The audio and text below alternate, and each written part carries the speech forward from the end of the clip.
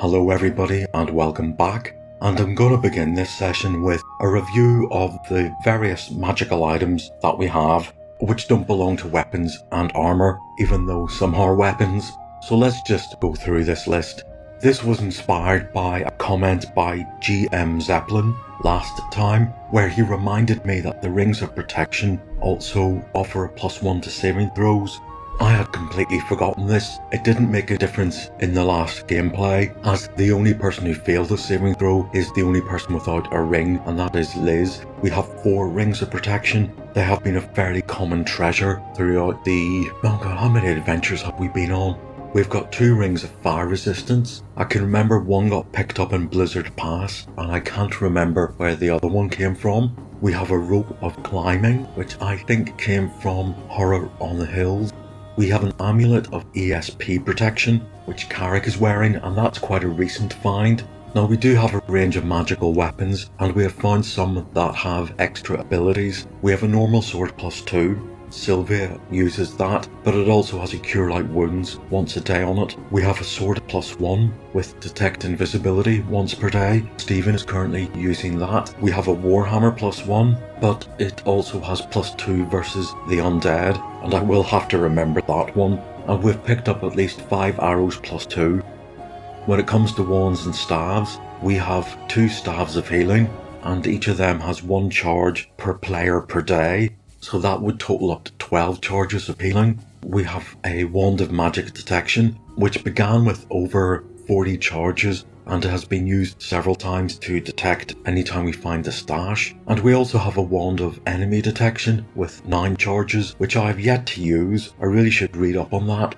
When it comes to potions, we have a ridiculous number of potions. We've got 5 potions of healing, one of which was picked up recently when Liz went through her thief trials, and another 2 were found in a stash recently. We've got 4 potions of invisibility. Really need to make better use of those. A potion of diminution, which I have yet to check up on. 2 potions of speed. Well, we've seen how good speed is as a spell. 2 potions of gaseous form, again we haven't used. 2 potions of growth. We had a 3rd, which we used to fight the dragon underneath the hill on Guido's fort. We have a potion of heroism, which again I have to check up on. 1 of strength, which we used during the dragon fight.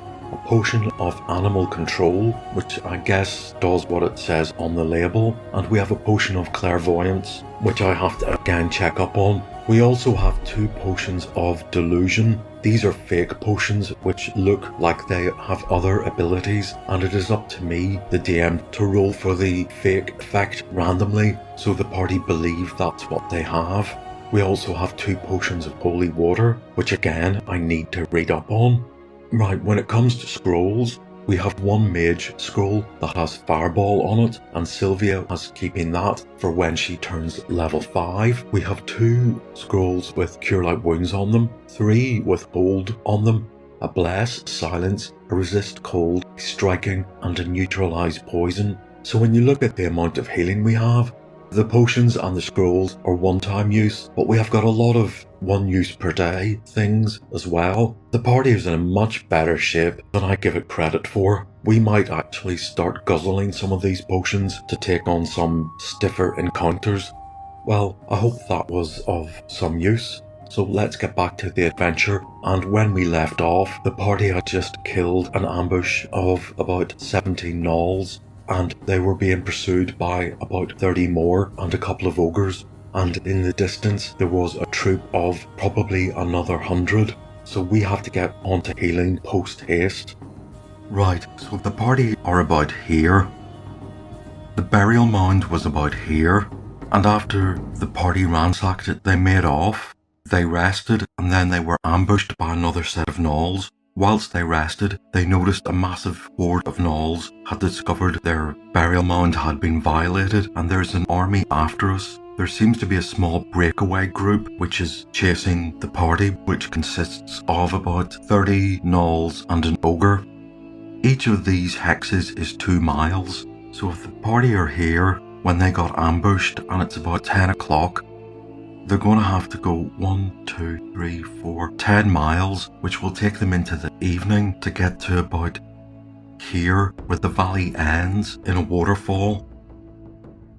They can see the waterfall, but they can't see any path beyond that.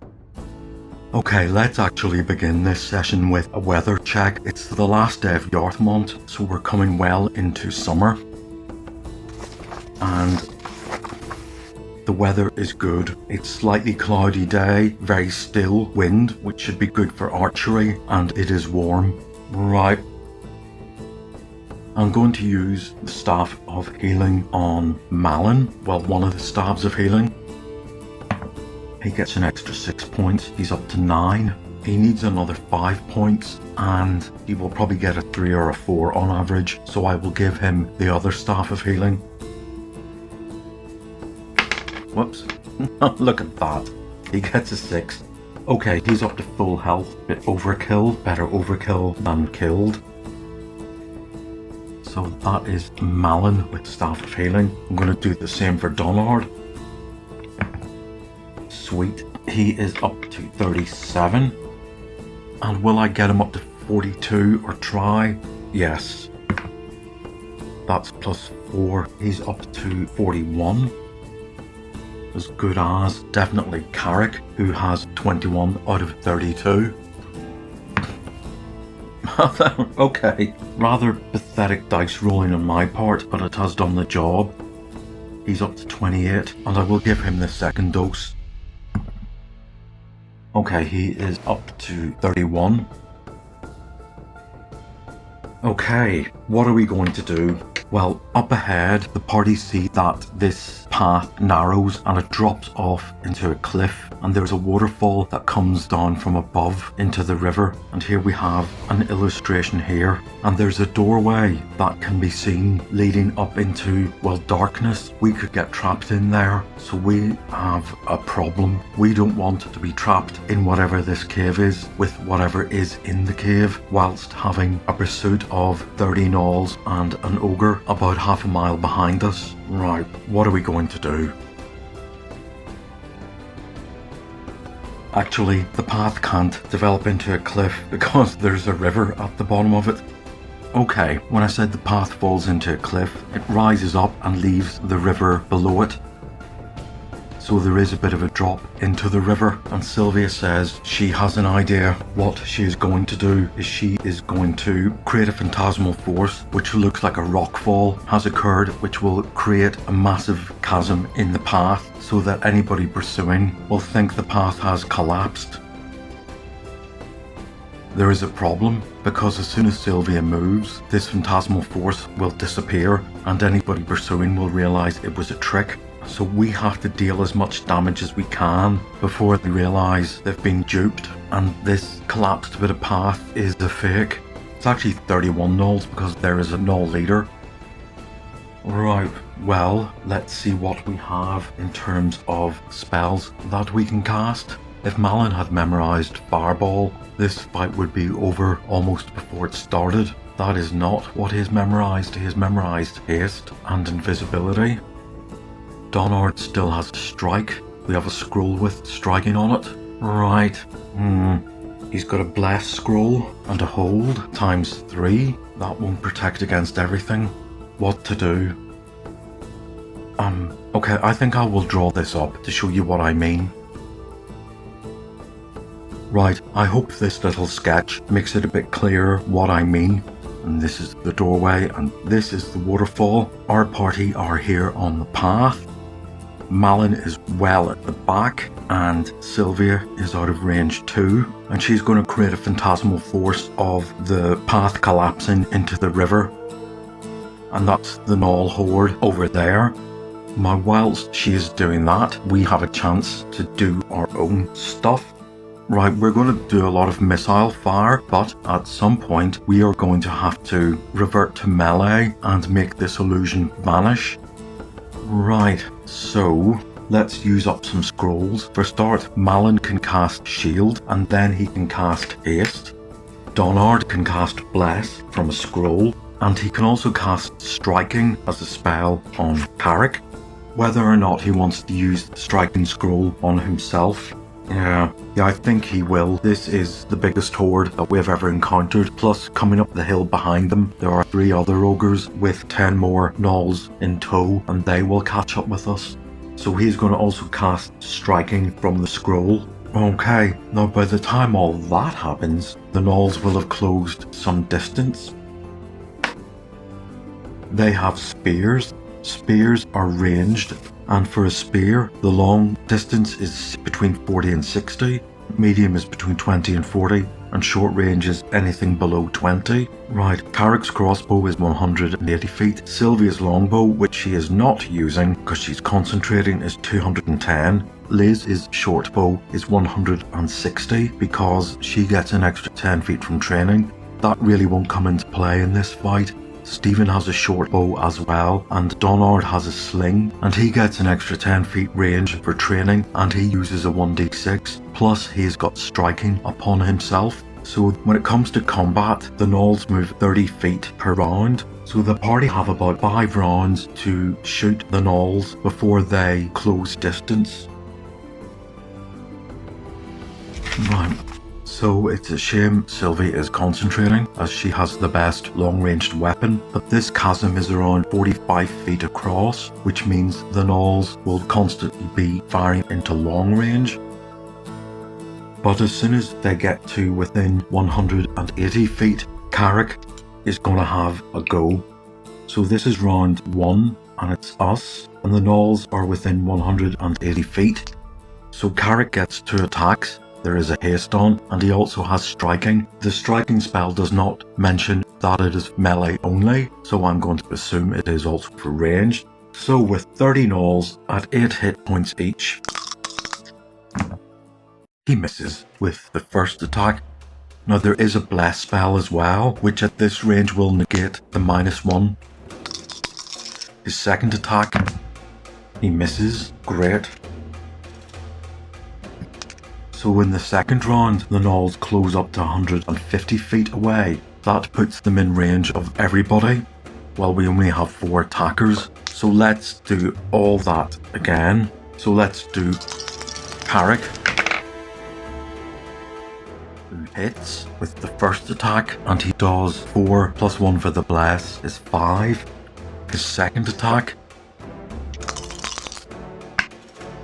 misses. Let's do Donard. Remember, Donard's sling is 1d6.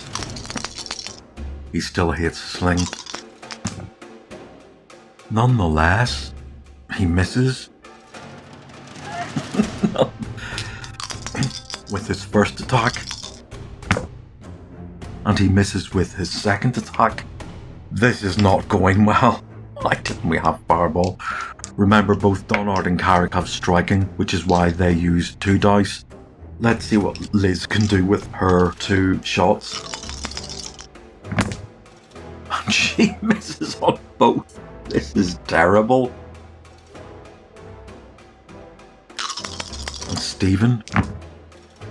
Stephen's missile, that go is 15, and at long range, that's a miss. So that's round number 2. We did a grand total of 5 damage. Out of 8 times 30 is 240. Round number 3, they are within 120 feet, so that is medium range for Carrick. So he gets the bless bonus onto this. And he hits, and he kills 1 gnoll. He gets 2 attacks. And he misses with his second attack. Donard is still on long range. And he fumbles with his first one. And he misses with his second one. This is utterly disastrous. I had, in my mind's eye, thought that these gnolls would be cut down like wheat before they even got into range. We've hit twice. Right. Liz. She misses. She's on long range and the bless negates that. Stephen. He hits with one of them and does 5 damage. That's another gnoll down to 3. So we're in round number 4. And after 12 shots, we have hit 3 times. Okay, the gnolls are within 90 feet. So let's do Carrick, who gets 2 shots with striking on both. His first shot misses. His second shot, he hits and he does 4 plus 2 damage is 6. He kills the gnoll that he was on. Donard, his first shot, he hits and he kills. His second shot is a miss. Right, Liz gets 2 shots. Oh, and she hits with both, and she does 5 damage plus the 2 for the blast. One gnoll is down to 1 HP. Stephen hits once and takes a gnoll down to 2 HP. It's round number 5 and the gnolls are finally within missile range, but they're only within missile range of Carrick and Donard because everybody else is at least 15 feet behind the edge of this chasm. In fact, why is anybody within range? Well, the gnolls can only go 4 abreast on this path, but they have 3 spears each, so that is a grand total of 90 spears. Let's roll for initiative. We get initiative. Okay.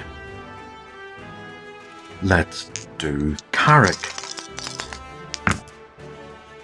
That's a 10. He misses.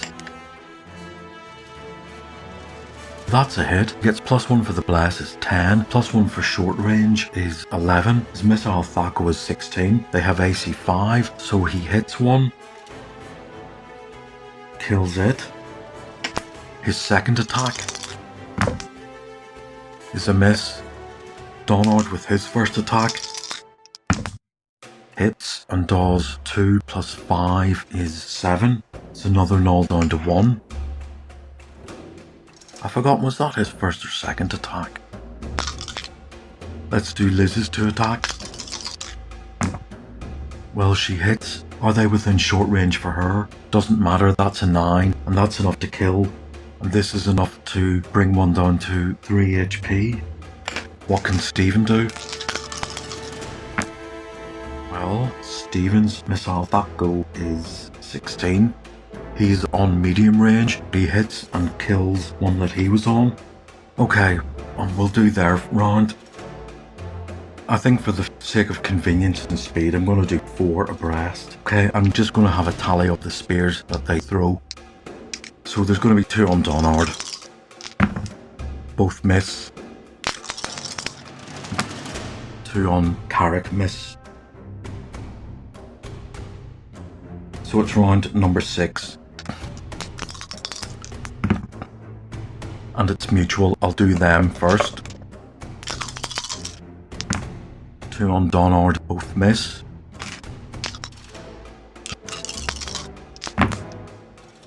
The 2 on Carrick, both miss. Our go. Right. Let's do our crossbow dwarf with striking and 2 attacks on a gnoll. He hits and he kills one. Remember, any surviving gnolls can pick up the spears of those that are killed. His second attack with a bless spell, that's 10, and short range, that's 11, that's good enough to hit. 7 plus 1 for bless is 8. He kills another, about time 2. So we've killed 9 out of 30. Let's do our cleric, who doesn't like a sling, who misses with his first attack, and who badly misses with his second attack. Let's do 2 attacks from Liz. And Liz has a very good missile Thaco. She hits with both, and both of those have a bless on them. So 6 plus 2 is 8, which is enough to kill another. They have 8. Let's see what Stephen can do. Well, he can kill one of the damaged ones with that. So we're on to round number 7. We get initiative. Right. Carrick's first attack is a miss. His second attack is a hit, and luckily there's a bless on that, which means he kills another outright. Donard hits and kills with a sling. He gives a bit of a whoop after that. His second attack hits and kills again. This is what I was hoping for when the gnolls were advancing. So there's spears flying that way. I have to draw them. And there's sling stones and arrows flying this way.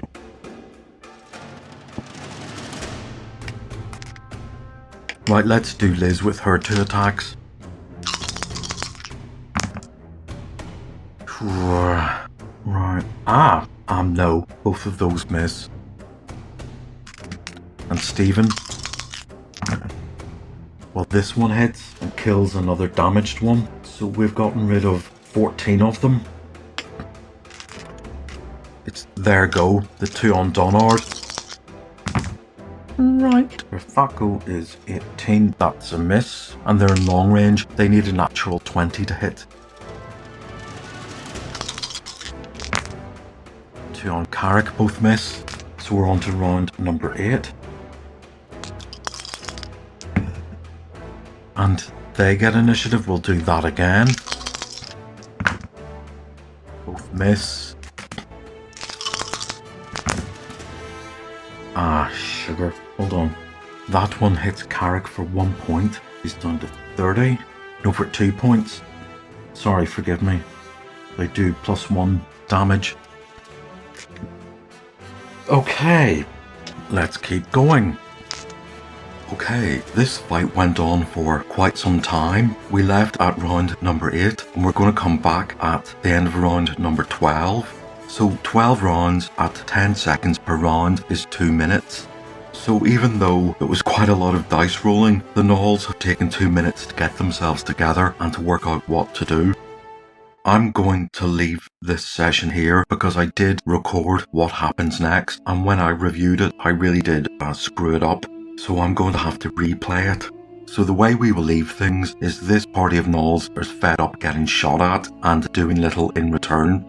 They're going to back off well out of range of our archery, and coming up the hill is the reinforcements of around another 10 or 11 gnolls plus another 2 ogres. Sun is about to set and Sylvia can't keep up this phantasmal force for much longer. I will also admit that I made another screw up in that a phantasmal force can affect an area of 20 feet cubed. Right. And this rockfall chasm is much bigger than 20 feet cubed. It's at least 40 by 40 by 10. So instead of being 80 feet cubed, it's around 160. Well, I suppose I could make it 40 by 20 by 10, get out of it that way. So it's 40 across, it's 10 feet wide, and it's 20 feet deep. You can comment below if that 20 foot by 20 foot by 20 foot is malleable. Can you change it to 40 by 20 by 10? Okay, but we're gonna leave the game with the gnolls backing off after 2 minutes realizing nothing is happening. They're gonna meet their reinforcements. This phantasmal force is gonna have to end because we have to get into here, and if we keep this up long enough, the whole horde of 120 gnolls, or even 200, it seems to be growing, is gonna reach us. So this situation has to end. So we will begin next session with this illusion disappearing, and well, the party have to make a choice to run into this tunnel or face the remaining hordes.